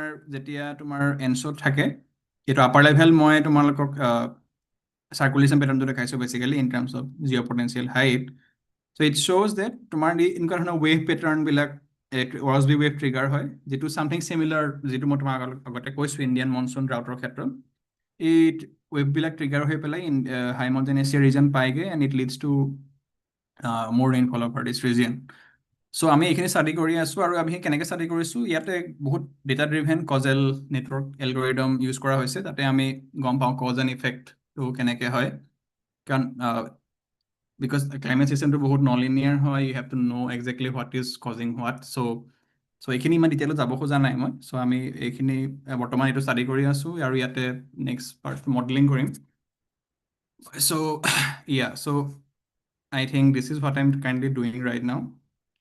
And some main points to take away from my research that El Nino, which is the warming of the equatorial Pacific Ocean, tends to suppress Indian monsoon rainfall. Or ইয়াৰ যোনটো opposite হয়, La Nina, that cooling tends to enhance the rainfall over the main course and monsoon course over India. আৰু Northeast India rainfall to অলপ tricky হয় because of its local orography has a lot of contribution. So generally Central Indian monsoon লগত generally we see an opposite phase, and this is especially true for this year, particularly 2025. And historically, El Nino, 50% of the droughts in El Nino happened when El Nino was not active. মানে Pacific ocean যেতিয়া active নাছিলে তেতিয়া 50% ড্ৰাউট হৈছিলে, আৰু এইবিলাক হৈছিলে তোমাৰ north Atlantic অ'চেনৰ কাৰণে। নৰ্থ আটলাণ্টিক অ'চেনৰ পৰা তোমাৰ ৰছ বিভেভ ট্ৰিগাৰ হৈ পেলাই এই ড্ৰাউটবিলাক কজ হৈছিলে। Basically the atmospheric wave train triggered from North Atlantic can impact rainfall over India for weeks during monsoon. This is true for both early season of the monsoon, that is June, and the late part of the monsoon, that is late August and also September. And this is another thing that we observed, that El Nino কাৰণে হোৱা ড্ৰাউটবিলাক পিক মনচুনত হয়, যেতিয়া তোমাৰ ৰেইনফলটো বেছি হৈ থাকে। কিন্তু north আটলাণ্টিকৰ কাৰণে হোৱা যিবিলাক ড্ৰাউট হয় সেইবিলাক জেনেৰেলি সিহঁতে জুনত, আৰ্লি জুনত এণ্ড লেট অগষ্ট পিৰিয়ডত হিট কৰে ৱেভবিলাকে। চ' তেতিয়া ডেফিচিটটো বেছি দেখা যায়। চ' দেন হাই মাউণ্টেইন এছিয়া যিটো আমি কৈ আছোঁ, যে তাতো তোমাৰ এনচৰ আৰু পেচিফিক অ'চেনৰ ৱাৰ্মিং এণ্ড কুলিঙৰ এটা ছিগনিফিকেণ্ট ইম্পেক্ট আছে। আৰু ইয়াত তোমাৰ কি হয়, তোমাৰ ইয়াতে not just wave pathway but moisture pathway and the subtropical jet stream influence কৰি পেলাইও। So there are like multiple pathways through which ENSO can impact rainfall and snowfall over high mountain Asia. So ইয়াতে অকল ৱেভটোৱে নহয়, ইয়াতে 3টা different pathway the ENSO can impact the rainfall over high mountain Asia. So yeah, so these are different things are possible. And we have to determine কোনটো সময়ত কোনটো pathway কাম কৰি আছে. For example, in our case, November and March. So with that, I conclude my overall science part of the talk. So ইয়াতে মই অলপ just touch আপন কৰিব খুজিছোঁ মোৰ নিজৰ এক্সপিৰিয়েঞ্চৰ পৰা, যে opportunities in climate science and physical sciences for our college students. So মই যেতিয়া তেজপুৰ ইউনিভাৰ্চিটিত পঢ়ি আছিলোঁ তেতিয়া মই ইনস্পায়াৰ স্কলাৰশ্বিপটো পাইছিলোঁ। দেন যেতিয়া মই PhD কাৰণে চিলেক্ট হৈছিলোঁ তেতিয়া মই এগেইন DST ইনস্পায়াৰ ফেলোশ্বিপৰ থ্ৰু দি চিলেক্ট হৈছিলোঁ। চ' তোমালোকে যদি যেতিয়া কলেজত পঢ়ি আছা, I think you should apply for this Inspire scheme, Inspire scholarship. আমাৰ সময়ত 5,000 পাৰ মান্থ আছিলে, এতিয়া মই নট চিয়'ৰ কিমান দিয়ে। আৰু ইয়াতে তুমি যদি ইণ্টাৰ্ণশ্বিপৰ কাৰণে যোৱা, তোমাক 20,000 গ্ৰাণ্টো দিয়ে, ৰিএম্বাৰ্চমেণ্ট গ্ৰাণ্ট দিয়ে। So' that is also' another good thing. Also' plus তোমাৰ এনুৱেল ইণ্টাৰ্ণশ্বিপ গ্ৰাণ্ট এটাও দিয়ে। চ' যোনখিনি UG আৰু PGত পঢ়ি আছা, এটলিষ্ট উইদিন 5 years সেইটো you are still eligible for this scholarship, right? Then PhD কাৰণে ইনস্পায়াৰ ফেলোশ্বিপটো আছে, which you can apply in the last year of your MSc or your integrated degree. আৰু আজিকালি PhDৰ I think এমাউণ্টটো বৃদ্ধি পাইছে। I think এইটো about like 37,000 JRFৰ কাৰণে, পিছত I think 42,000 হৈ যায় after 2 years of JRF and when you become SRF, Senior Research Fellow. আৰু তাতে plus 20,000, at least 20,000 or more contingency grant থাকে, এনুৱেল কণ্টিনজেঞ্চি গ্ৰাণ্ট। তোমাৰ সেইবিলাক বহুতখিনি পাৰ্ট আছে। চ' আমাৰ সময়ত মই যেতিয়া PhD জইন কৰিছিলোঁ তেতিয়া আমাক 25,000 দিছিলে প্ৰথম JRF, তাৰপিছত 28,000 হৈছিলে। চ' এতিয়া বহুত বাঢ়িছে। চ' PhDৰ কাৰণে ফেলোশ্বিপবিলাকো আজিকালি আগতকৈ অলপ এট্ৰেক্টিভ হৈছে। চ' আৰু তাৰ কাৰণে তোমাৰ যদি ইণ্টাৰেষ্ট আছে ৰিচাৰ্চৰ ক্ষেত্ৰত বা even you should definitely go for it. So আৰু ইনস্পায়াৰৰ উপৰিও আদাৰ ফেলোশ্বিপো আছে। তোমাৰ MHRD গেট পৰীক্ষা দি পেলাই তুমি PhD কৰিব পাৰা, তাতো তোমাৰ ছেইম ফেলোশ্বিপ দিয়ে। দেন CSIR JRF এপ্লাই পাছ কৰিব পাৰা। CSIR LSও আছে, JRF আছে। চ' JRFটো তোমাৰ ফেলোশ্বিপ দিয়ে, ছেইম আটাইকেইটাৰে ছেইম পইচা দিয়া হয়, অল আৰ ইকুইভেলেণ্ট। দেন বায়'লজিখিনিয়ে তোমাৰ DBT JRF বুলি এটা আছে, আই থিংক ডিপাৰ্টমেণ্ট অফ বায়'টেকনলজি। সেইটো মই বিশেষ নাজানো, বাট মই তোমালোক জাষ্ট মেনশ্যন কৰিব খুজিছোঁ। চ' দেন এষ্ট্ৰফিজিক্স বা আই থিংক সেই আৰু ফিজিক্সৰ ষ্টুডেণ্টৰ কাৰণে এটা জেষ্ট বুলি এক্সাম এটাও আছে মই জনাত। আই থিংক সেইটো ডিপাৰ্টমেণ্ট অফ এটমিক এনাৰ্জিয়ে আই থিংক কণ্ডাক্ট কৰে। তাতো চিমিলাৰ পইচাই ইকুইভেলেণ্ট চেলাৰী দিয়া হয়। সেইটো তোমালোকে এইখিনি চাৰ্চ কৰি চাব পাৰা। মই জনাত KVPYটো আজিকালি নাই, সেইটো আই থিংক মাৰ্চ কৰি দিলে, but at least for college and post graduate students Inspire ফেলোশ্বিপটো স্কলাৰশ্বিপটো এতিয়াও আছে। চ' তোমালোকে যদি I mean first year second year of college student হয়, তোমালোকে definitely you should apply and ইণ্টাৰ্ণশ্বিপৰ কাৰণে যিটো ৰিএম্বাৰ্চমেণ্ট কৰিব পাৰা। Now coming to my institute, মই ISC PhD কৰিছিলোঁ। চ' আমাৰ ইনষ্টিটিউটত বহুত অপৰচুনিটিজ আছে। আমাৰ ডিফাৰেণ্ট মোডছ অফ এণ্ট্ৰি আছে। তুমি MSc কাৰণে এণ্ট্ৰি কৰিব পাৰা, ইণ্টিগ্ৰেটেড MSc কাৰণে with JAM or JEST exam, right, for different like physics, chemistry, biology etcetera. Then তুমি MTech বা MTech ৰিচাৰ্চ কৰিব পাৰা। MTech ৰিচাৰ্চটো মানে kind of little bit extended research period, so' 2.5 years 3 years মানৰ হয়। চ' সেইটো গেট এক্সাম দি আহিব পাৰা। দেন PhD তুমি বিভিন্ন ধৰণৰ এক্সামৰ মোড আছে। So' you have lot of options. তুমি either one of them you should clear and then appear for interview. GATE, DST Inspire, CSIR, JRF, DPT JRF, etc. And yeah, so I think integrated PhD যোনখিনি জেমৰ through the আহে আৰু যোনখিনি PhD খিনি, চ' I think সিহঁতে exam clear কৰাৰ পিছত interview এটা দিব লগা হয়। ইণ্টাৰভিউ যোনটো ডিপাৰ্টমেণ্টৰ ইণ্টাৰভিউ হয়, সেইখিনি তাৰপিছত শ্বৰ্ট লিষ্ট কৰা হয়, selection. So' you should definitely go' for it. আৰু মই এটা কথা ক'ব খোজোঁ যে মই যেতিয়া ISCত গৈছিলোঁ, তেতিয়া আমি ISCত যেতিয়া প্ৰথম গেট টুগেডাৰ পাতিছিলে, আই থিংক 40জনমান অসমীয়া আছিলে।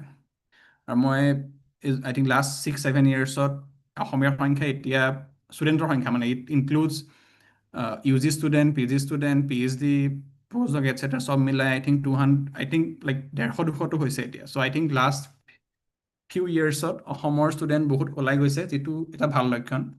সেইটো মই এটলিষ্ট মানে নিজৰ অবজাৰ্ভেশ্যনৰ পৰা ক'ব পাৰিছোঁ। আৰু I think it is true for other top institutes as well. I think IITs and other institutes, nested institutes.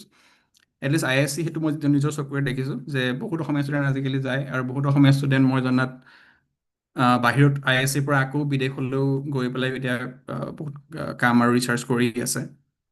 Then ISCত দেন ফিজিকেলি মেথমেটিকেল ছায়েন্সত তোমাৰ বিভিন্ন ধৰণৰ ডিপাৰ্টমেণ্ট আছে, astronomy, astrophysics, high energy, applied physics.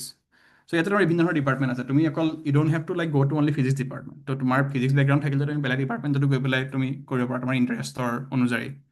আৰু স্পেচিয়েলি মোৰ ফিল্ডৰ কথা কৈছোঁ, মই আৰ্ট এণ্ড এনভাইৰমেণ্টেল ছায়েন্সতে ইয়াতে 5টামান ডিপাৰ্টমেণ্ট আছে, 5টামান চেণ্টাৰ আছে।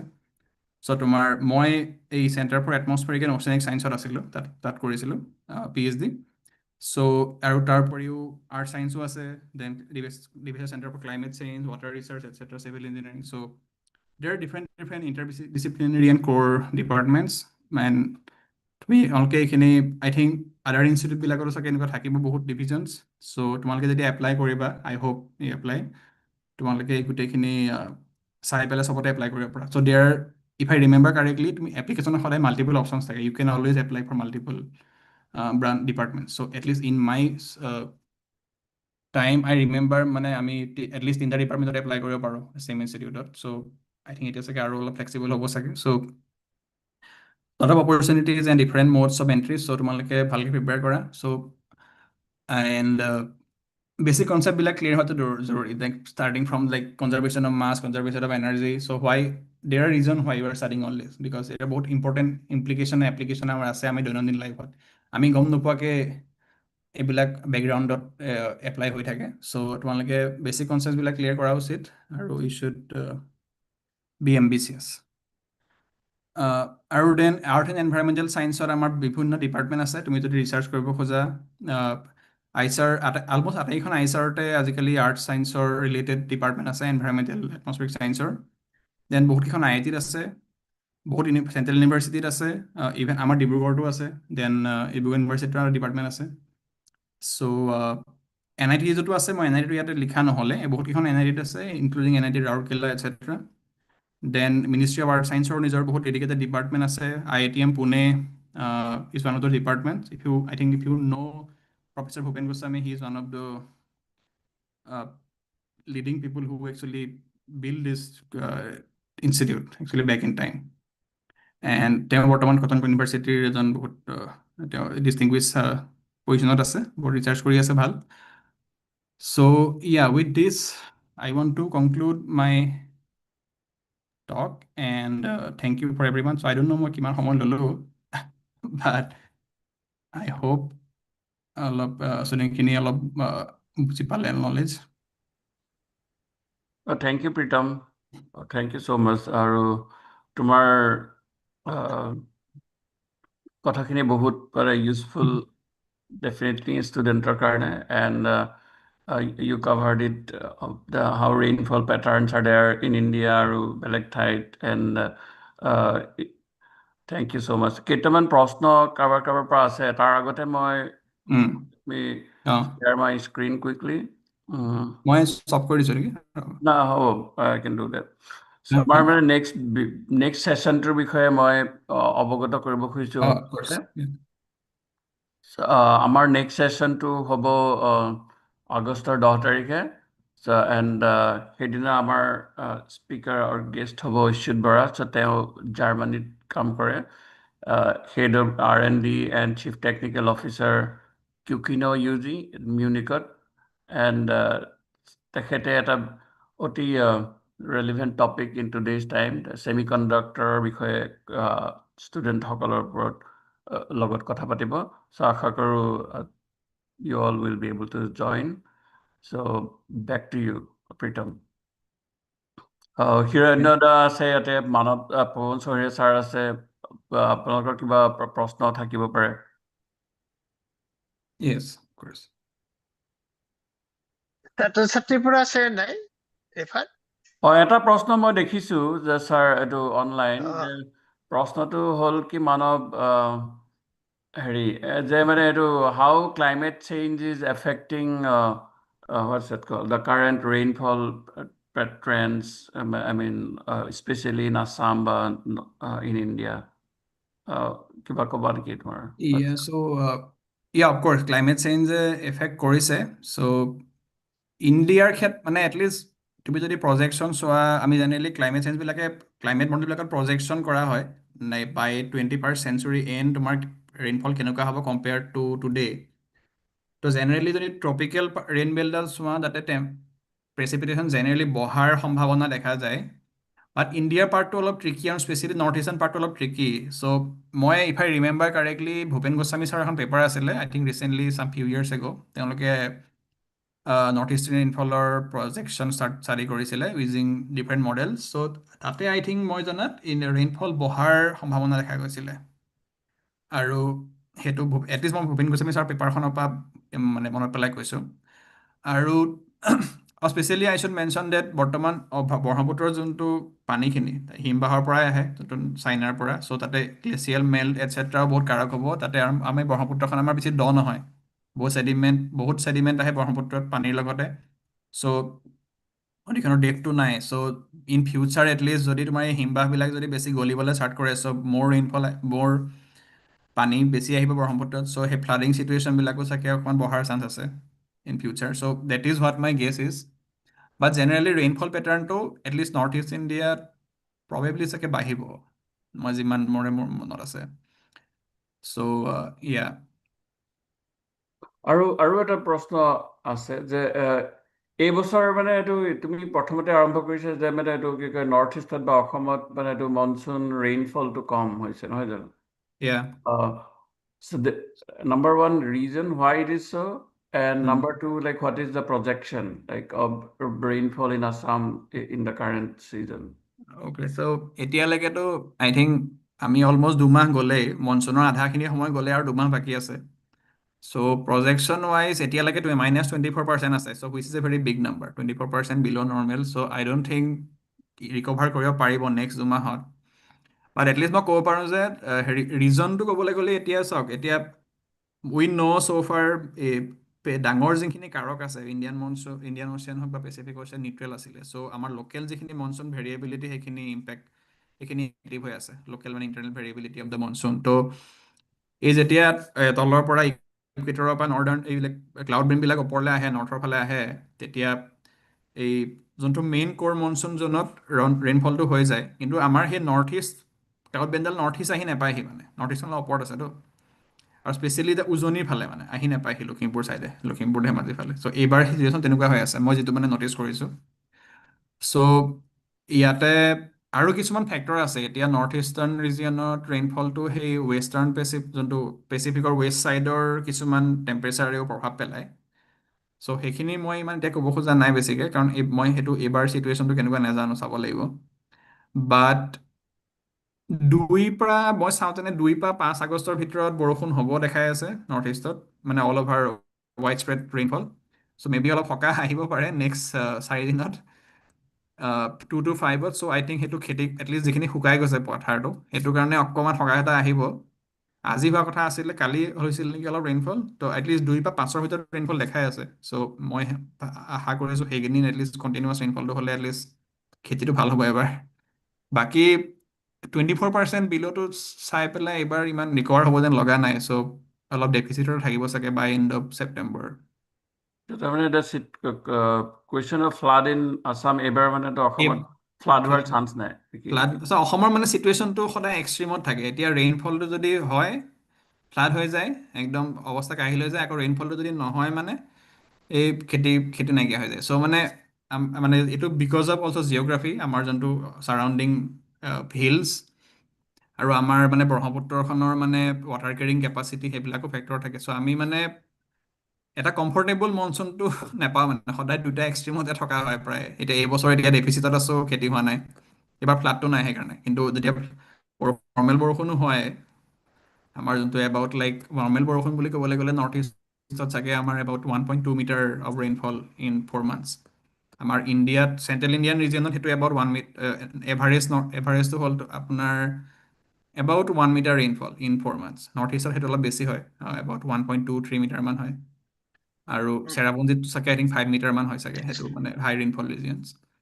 চ' অসমত মানে সেইটো আৰু এটা মানে চেলেঞ্জেছ যে 2টা এক্সট্ৰিমত থাকিব লগা হয়। ৰেইনফল কমি গ'লে খেতি দিম নহয়, ৰেইনফল বাঢ়ি গ'লে অলপমান বাঢ়িলেই ফ্লাড হৈ যায়। চ' ইয়া অলপ ডেলিকেট সেইকাৰণে চিটুৱেশ্যনটো। Thank you. Pritam sir, Pritam, আপোনাৰ কিবা প্ৰশ্ন আছে? মই প্ৰশ্ন ঠিক নহয় আচলতে, যিবিলাক মডেল কৰা, সেই মডেলত থিয়ৰিটিকেল আনচাৰ্টিনিটি বুলি কিবা বস্তু এটা থাকে নেকি? Theoretical Uncertainty of the prediction of your uncertainty. মানে লাইক ৰাইট। চ' থিয়ৰিটিকেল আনচাৰ্টেনিটি মানে এতিয়া জেনেৰেল ইকুৱেশ্যন কেইটাত আমি চবেই জানো, যোনকেইটা ইকুৱেশ্যন অফ ষ্টেট হয়। বাট এতিয়া আপোনাৰ যেনেকৈ ফ্ৰিকশ্যনটো ধৰি ল'লোঁ, ভিস্কচিটিটো ধৰি ল'লোঁ, এতিয়া প্ৰতিটো পইণ্টতে আপুনি কিমান ফ্ৰিকশ্যন আছে বা কিমান ভিস্কচিটি আছে, সেইখিনি কফিচিয়েণ্টবিলাক আমি নাজানো, ভেলুবিলাক। চ' সেইকাৰণে কি কৰা হয়, গ্ৰীড পইণ্টবিলাকত জেনেৰেলি মানুহবিলাকে এম্পেৰিকেল কিছুমান ফৰ্মুলা ইউজ কৰি পেলাই অলপ এটা এভাৰেজিং মানে এষ্টিমেশ্যন এটা কৰে। সেইখিনি কম্পিটিশ্যনৰ কাৰণেও, চেলেঞ্জৰ কাৰণেও কৰা হয়। আৰু সেইটো মানে এই পেৰামেটাৰাইজেশ্যন বুলি কোৱা হয় জেনেৰেলি। আই থিংক মই বুজিছোঁ থিয়ৰিটিকেল আনচাৰ্টিনিটি বা theoretical limitation. So' I think সেই পেৰামেটাৰাইজেশ্যনৰ পৰা আহিব পাৰে চাগে, কাৰণ আমি যিহেতু প্ৰতিটো গ্ৰীড পইণ্টতে, প্ৰতিটো পইণ্ট অফ দ্য গ্ল'ব আমি ইনফৰ্মেশ্যন নাই আমাৰ গোটেই কফিচিয়েণ্টবিলাকৰ পৰা ধৰি পেলাই। তো কিছুমান এম্পেৰিকেল ইকুৱেশ্যন দি আমি কিছুমান এষ্টিমেট কৰিবলৈ ট্ৰাই কৰোঁ, সেইটো পেৰামেটাৰাইজেশ্যন বুলি কোৱা হয়। চ' that could be it, I don't know. But otherwise আপোনাৰ প্ৰেডিক্টেবিলিটি হেৰিও আছে, মানে লিমিটেশ্যনো আছে। এতিয়া ফৰকাষ্টিং আৰু প্ৰেডিক্টেবিলিটি বেলেগ বস্তু হয়। ফৰকাষ্টিংটো হ'ল ফৰকাষ্ট মডেলবিলাকে যিটো হেৰি কৰে, নেক্সট কি হ'ব ৰেইনফল নেক্সট ফিউ ডেইজত বা নেক্সট ফিউ মিনিটছত। বাট প্ৰেডিক্টেবিলিটি হ'ল comes from the nonlinearity of the system. এতিয়া কাৰণ আমাৰ যিহেতু ক্লাইমেট ছিষ্টেমটো নন লিনিয়াৰ হয়, চ' মডেলটো আপুনি যিমানেই হেৰি কৰক, মানে যিমানেই কম্পিটিশ্যনেল পাৱাৰ দিয়ক বা যিমানেই হেৰি দিয়ক কিয়, মানে একুৰেট ফিজিক্স দিয়ক কিয়, there is always a predictability limit, মানে because of the non-linearity of the system. চ' সেইটো এটা এছপেক্টটো আছে। বাট ইভেন সেইটো নাপালেও মানে এটলিষ্ট হেৰি এই অলপ পেৰামেটাৰাইজেশ্যন আৰু এই যোনটো এম্পেৰিকেল এষ্টিমেশ্যন, সেইখিনি বৰ্তমান কাৰেণ্ট চেলেঞ্জেছ আছে। চ' সেইখিনি জেনেৰেলি মষ্টলি ইউজ কৰা হয়, কাৰণ আমি সেইটো ইউজ কৰিব লাগিবই, কাৰণ আমাৰ এট এভৰি পইণ্ট আমাৰ ডেটা নাই। So এনেকুৱা কিছুমান ভেৰিয়েবল আছে নেকি যিবিলাক ভেৰিয়েবলৰ তোমালোকৰ কোনো ডাটা নাই? থিওৰিটিকেলি আছে ভেৰিয়েবল বিলাক, তেনেকুৱা বহুত there আছে is no এতিয়া data.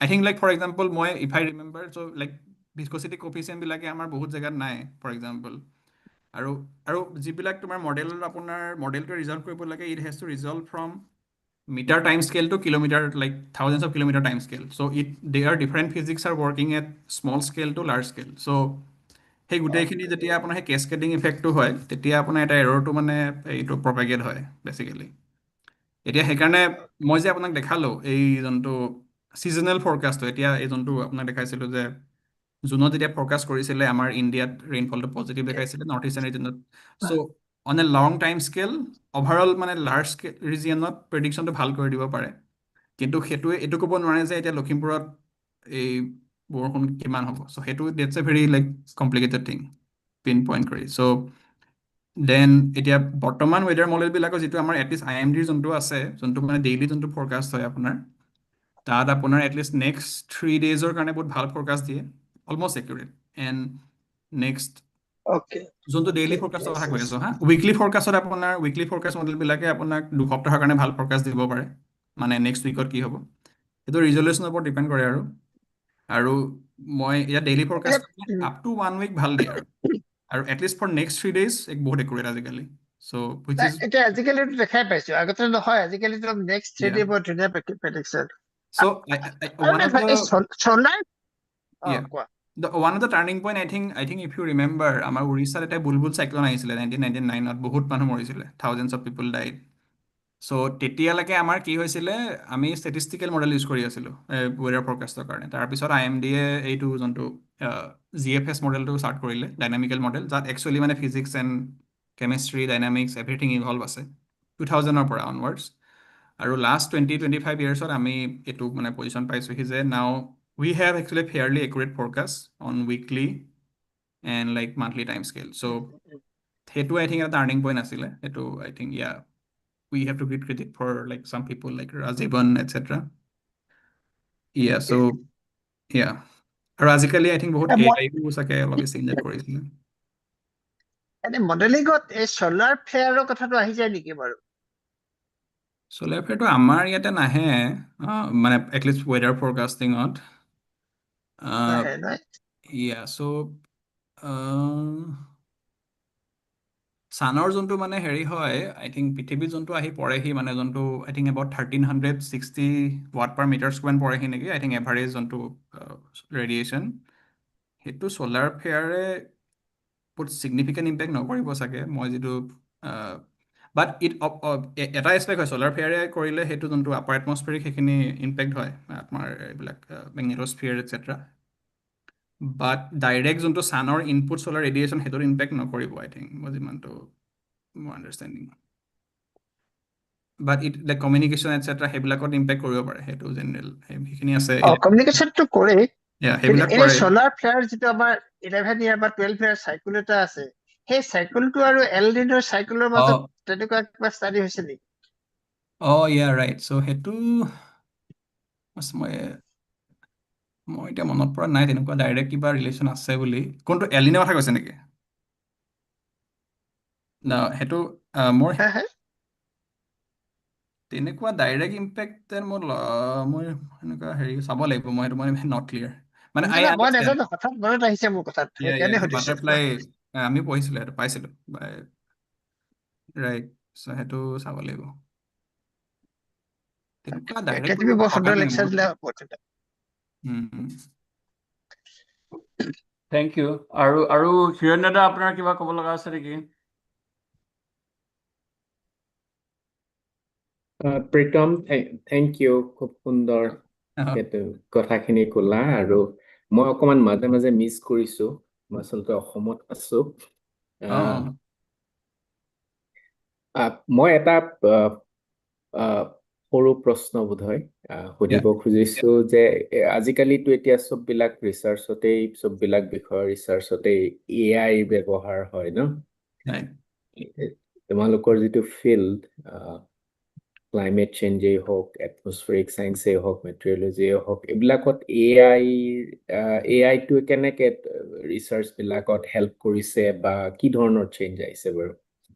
এআইটো আমাৰ ফিল্ডত বহুত আছে মানে মই ডাইৰেক্টলি ইনভলভ নহয় বাট এটলিষ্ট প্ৰেচিপিটেশ্যন ৰিট্ৰিভেলৰ ক্ষেত্ৰত এআই বহুত ইউজ হৈছে এতিয়া আমাৰ গ্ৰুপটোৱে বহুত কাম কৰি আছে এআই এইটো এইবিলাক deep learning model generative diffusion model মানে like for example some of the work like আপুনি এটা ৰিজিয়নত প্ৰেচিপিটেশ্যনৰ পেটাৰ্ণটো ষ্টাডি কৰিছে কেনেকুৱা হ'ব সেইটো পেটাৰ্ণটো লৈ পেলাই আপুনি বেলেগ এটা ৰিজিয়নত প্ৰেডিক্ট কৰিব ট্ৰাই কৰিছে দেন তেনেকুৱা টাইপৰ চিটুৱেশ্যন এতিয়া বাকী এতিয়া ছেটেলাইটৰ যোনটো মানে প্ৰেচিপিটেশ্যন দিয়ে ছেটেলাইটৰ সদায় অলপ এৰৰ থাকে for example another aspect is ছেটেলাইটৰ সদায় প্ৰেচিপিটেশ্যন অলপ এৰৰ থাকে ডেটাবিলাকৰ চ' আপুনি গ্ৰাউণ্ড বেছড ডেটা ইউজ কৰি পেলাই সেই ছেটেলাইটৰ ডেটাটো কেনেকৈ মানে বেটাৰ একুৰেট কৰিব পাৰে এআই ইউজ কৰি পেলাই লাৰ্জ হিষ্টৰিকেল পেটাৰ্ণ ষ্টাডি কৰি পেলাই দেন আনাডাৰ এছপেক্ট ইজ আপোনাৰ আৰু আপোনাৰ ক্লাইমেটৰ ডেটাটো বহুত আছে like many years of many decades of data so' তাত আপুনি সেইটোবিলাক চাই পেলাই ফিউচাৰত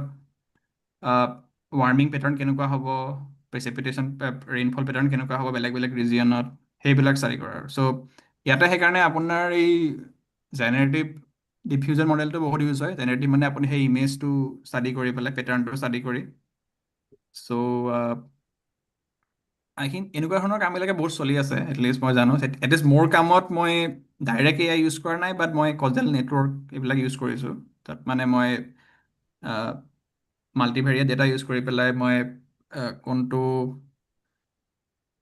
দেৰ are like multiple hundreds of factors precursors but সেই তাৰ পৰা কোনকেইটা প্ৰিকাৰ্চৰে একচুৱেলি ছিগনিফিকেণ্ট ইম্পেক্ট পেলাইছে on some rainfall over mountain Asia region সেইখিনি মই ট্ৰাই কৰিছোঁ চ' অভাৰঅল এআই বেচিকেলি আমাৰ এটলিষ্ট ডিপ লাৰ্ণিং মডেল এইবিলাক যোনটো কনভলিউচনেল নিউৰেল নেটৱৰ্ক দেন এই জেনেৰেটিভ ডিফিউজন মডেল সেইবিলাক বহুত ইউজ হৈ আছে আজিকালি এটলিষ্ট মই জনাত আৰু specially with precipitation data retrieval, then precipitation pattern studying and predicting the precipitation pattern for different regions of the globe. Then our future scenario আপোনাৰ কেনেকুৱা হ'ব historical data study কৰি পেলাই so I think এনেকুৱাবিলাক কাম বহুত হৈ আছে আৰু চাগে হৈ আছে মই ইমান আৰু চাগে ভাবিব লাগিব থেংক ইউ আৰু এটা সৰু প্ৰশ্ন তুমি হয়তো কৈছা কিন্তু মই মিছ কৰিছো এই যিবিলাক এতিয়া ইণ্ডিয়ান ইনষ্টিটিউট অফ চায়েন্সত MSc তাৰ পিছৰ লেভেলৰ পঢ়া শুনাৰ কথা কৈছা এতিয়া কলেজীয়া লেভেলৰ কোন বিষয়ৰ পৰা সেইবিলাক বিষয়লৈ যোৱাৰ সুবিধা আছে obviously physics হ'ব পাৰে maybe geography হ'ব পাৰে আৰু কি বিষয়ৰ পৰা ল'ৰা ছোৱালী তেনেকুৱা ফিল্ড বিলাকলৈ যাব পাৰে ইয়াতে মই একচুৱেলি এইখন শ্লাইডত অকল ফিজিকেল চায়েন্স আৰু এনভাইৰমেণ্টেল চায়েন্সৰ কেইটাহে ইনভলভ কৰিলোঁ ইয়াতে আৰু বহুত বেলেগ ডিভিজন বহুত কেইটা আছে মই অকল মোৰ কেইটাৰ কথা ক'লোঁ বাৰু এতিয়া IISc-টো মানে কেমেষ্ট্ৰিৰ পৰা ধৰি পেলাই বায়'লজি এভৰিথিং আছে আমাৰ IISc-ত আই থিংক লাইক 40+ ডিপাৰ্টমেণ্ট আছে চব মিলাই চ' আৰু মই এটলিষ্ট মোৰ ডিপাৰ্টমেণ্টৰ কথা জানো আমাৰ ডিপাৰ্টমেণ্টৰ ইণ্টাৰডিচিপ্লিনাৰী ডিপাৰ্টমেণ্ট আছিলে মই ফিজিক্সৰ আছিলোঁ বেকগ্ৰাউণ্ডৰ মোৰ লগৰ এটা আছিলে সি ইনষ্ট্ৰুমেণ্টেশ্যন ইঞ্জিনিয়াৰিঙৰ এজনী আছিলে জিঅ'লজিৰ এটা আছিলে মেকানিকেলৰ so' it's like different backgrounds of students কাৰণে বহুত মানে এনেকৈ ফ্ৰীডম আছে আজিকালি মানে এটলিষ্ট ফৰ ইণ্টাৰডিচিপ্লিনাৰী ডিপাৰ্টমেণ্ট এতিয়া ফিজিক্সৰ ডিপাৰ্টমেণ্টত গ'লে আপোনাৰ ফিজিক্স বেকগ্ৰাউণ্ড লাগিব মানে মেইন কোৰ্চ ডিপাৰ্টমেণ্টকেইটাতো বাৰু ক'ৰ চায়েন্সটো লাগিব বা কেমেষ্ট্ৰি গ'লে কেমেষ্ট্ৰিৰ হেৰি লাগিব মাষ্টাৰ ডিগ্ৰী লাগিব বাট IISc-ত এটলিষ্ট মই ক'ব পাৰোঁ যে বহুত ইণ্টাৰডিচিপ্লিনাৰী ডিপাৰ্টমেণ্ট আছে তাতে আপুনি ধৰক ডাইভাৰ্ছ বেকগ্ৰাউণ্ডৰ এলিজিবিলিটি আছে একচুৱেলি চ' আজিকালি কাৰণে বহুত ফ্লেক্সিবিলিটি আৰু ফ্ৰীডমটো আছে মানে চ' আমাৰ যোনখিনি ফিজিক্স কেমেষ্ট্ৰি মেথছ বায়' যিখিনি আমাৰ টিপিকেল যিখিনি গ্ৰেজুৱেট কোৰ্চ হয় আৰু সেইখিনিৰ পৰা আপুনি নট জাষ্ট ক'ৰ চায়েন্সেছ বাট এই মাল্টিডিচিপ্লিনাৰী ডিপাৰ্টমেণ্টবিলাকতো আপুনি এডমিশ্যন ল'ব পাৰে মোৰ মানে মেইন পইণ্টটো সেইটো আছিলে চ' যদি আপোনাৰ মানে ইণ্টাৰেষ্ট থাকে থেংক ইউ আৰু ফৰ অনলি ক'ৰ ডিপাৰ্টমেণ্ট বাট আপোনাৰ যদি ইণ্টাৰেষ্ট আছে আপুনি সেই বেলেগ ডিপাৰ্টমেণ্টতো এপ্লাই কৰিব পাৰে আৰু এই প্ৰগ্ৰেমবিলাক কমপ্লিট কৰাৰ পিছত একাডেমিক্স বা একাডেমিক ৰিচাৰ্চৰ বাহিৰে আন কি ঠাইত ইণ্ডাষ্ট্ৰি ৱাইজ তেওঁলোকে এটা কেৰিয়াৰ হয় মানে যিসকলে পঢ়িব ৰাইট খোজে তেওঁলোকে কি কেৰিয়াৰৰ কাৰণে যাব পাৰে সেই কথাটো অকমান কৈ দিবা নেকি? এতিয়া এটলিষ্ট মানে বিটেক এমটেক হ'লেতো ডাইৰেক্ট কেম্পাছ প্লেচমেণ্ট হয় IISc মই দেখিছোঁ মানে এমটেকখিনি কেম্পাছ প্লেচমেণ্টত বহে আমি PhD খিনিও বহিব পাৰে কেম্পাছ প্লেচমেণ্টত IISc কেম্পাছ প্লেচমেণ্টটো জেনেৰেলি ভালেই হয় IISc আৰু মোৰ এতিয়া বেংগলোৰ টাইপ জেগাত থাকিলে মানে অপৰচুনিটিবিলাকো পাই যায় মানে not just because of the institute but also' মানে বেংগলোৰ চিটিখনত থাকিলে আৰু এতিয়া মোৰ এটলিষ্ট এক্সাম্পল এটা ক'ব খুজিছোঁ যে মোৰ লগৰ এটা আছিলে সিও মোৰ সময়তে PhD কৰা তাৰ কাম আছিলে ডাইনামিক্সৰ ওপৰত ফ্লুইড ডাইনামিক্স এইবিলাক ষ্টাডি কৰা সেই কিন্তু তাৰপিছতে কেম্পাছ প্লেচমেণ্ট দিলে তাৰপৰা সি ওলাত এতিয়া চাকৰি কৰি আছে কমপ্লিটলি ডিফাৰেণ্ট ফিল্ড আৰু জাষ্ট বিকজ সি নিজৰ PhDত মেচিন লাৰ্ণিং সেইবিলাক এপ্লাই কৰিছিলে সেই তাৰ স্কিলখিনিৰ ওপৰত ভিত্তি কৰিয়ে সি তেনেকৈ এপ্লাই কৰিলে আৰু নাও হি ইজ ৱৰ্কিং এট ওলা চ' আপুনি যদি অলপ মাইণ্ডটো অ'পেন ৰাখে so you don't have to like stick to মানে continuous research for like many years ইণ্ডাষ্ট্ৰিটো চান্স আছে আৰু সেইকাৰণে তাতে অলপ ইনষ্টিটিউটখনেও হেল্প কৰে আৰু লোকেশ্যনটোও হেল্প কৰে মোৰ এটলিষ্ট মোৰ দেখাত লাগিছে মানে বেংগলোৰ টাইপ জেগাত থাকিলে অলপ হেল্প হয় এইবিলাক ক্ষেত্ৰত বাট তেনেকুৱা এক্সাম্পল মই পাইছোঁ এতিয়া সেইটো মই জেনেৰেল বুলি কোৱা নাই বাট লাইক অপৰচুনিটিজ দেয়াৰ যদি আপুনি সেইকাৰণে মানে it is important to develop Euro skills part from Euro degree আজিকালি সময়ত মানে এতিয়া বহুতে AIML এইবিলাক কৰি থাকে বাট মানে ইভেন দেন মানে আদাৰ স্কিলো আছে বহুত চ' সেইকাৰণে স্কিলখিনি নিজৰ ডেভেলপ কৰিলে নিজকে মানে ভেলুৱেবল এছেট হিচাপে গঢ়লৈ উঠিলে মানে আপোনাৰ অপৰচুনিটি আহিব চ' সেইকাৰণে আই থিংক অপশ্যনছ আছে সেইকাৰণে আই থিংক ইণ্ডাষ্ট্ৰিটো মানে not just in the research field thank you Pritam ইয়া বৰ সুন্দৰ তোমাৰ কথাখিনি আশা কৰিছো আমাৰ যিসকলে শুনি আছে বা যিসকলে ভৱিষ্যতে শুনিব তেওঁলোক তুমি দিয়া তথ্য আৰু তুমি দিয়া প্ৰেজেন্টেশ্যনটোৰ পৰা লাভান্বিত হ'ব আকৌ আমাৰ তৰফৰ পৰা থেংক ইউ মোৰ ফালৰ পৰাও মই ধন্যবাদ জনাইছোঁ এই 15 মিনিট শিক্ষাৰ কৰ্ণিতৰসকলক অপৰচুনিটি দিয়াৰ কাৰণে ভাল লাগিলে কথা পাতি Thank you, Pritam. Yes, for this Thank you. excellent মই talk. কৈছো প্ৰীতম হয় ছাৰ বহুত ধন্যবাদ যে মই এতিয়া যাম আচলতে শেষো হ'ল মোটামুটি ভাল লাগিলে আজি তোমাক দেখা পাই খুব ভাল surprised. লাগিলে তুমি কবা অভিভাৱক কবা হা Yeah, of course, yes. ঠিক আছে দিয়া Yeah, of course. Yeah. Again, বহুত ধন্যবাদ প্ৰীতম আৰু আজিৰ অনুষ্ঠান সামৰণি মৰাৰ আগতে পৰৱৰ্তী অনুষ্ঠানৰ বিষয়ে মই আকৌ অৱগত কৰিব খুজিছোঁ সকলোকে আগষ্টৰ 10 তাৰিখে একে সময়ত 7:30 PM ইণ্ডিয়া টাইম আমাৰ বক্তা হ'ব অচ্যুত বৰা তেখেতে জাৰ্মানীৰ পৰা জইন কৰিব এণ্ড তেওঁ ছেমি কণ্ডাক্টৰৰ বিষয়ে ছাত্ৰ ছাত্ৰীসকলক ক'ব আৰু সকলোৱে জানে যে আজিৰ দিনত semi conductor is becoming very relevant আৰু অসমতো বহুত মানে এইটো ছেমি কণ্ডাক্টৰৰ ওপৰত মানে চিন্তা চৰ্চা হৈছে আৰু অলৰেডি আছাম গভৰ্ণমেণ্টে এইটো জাগিৰোডত এটা প্ৰকল্প আৰম্ভ কৰিছে চ' আশা কৰোঁ ষ্টুডেণ্ট সকলো উপকৃত হ'ব ধন্যবাদ প্ৰীতম Thank you, ঠিক আছে তুমি অকণ দেৰি থাকিব পাৰা অ'কে হ'ব মই এইটো হেৰি কৰি দিলোঁ নেকি ক্ল'জ কৰি লওঁ মানে এতিয়া লাইভটো শেষ হ'ল চ' গতিকে অ'কে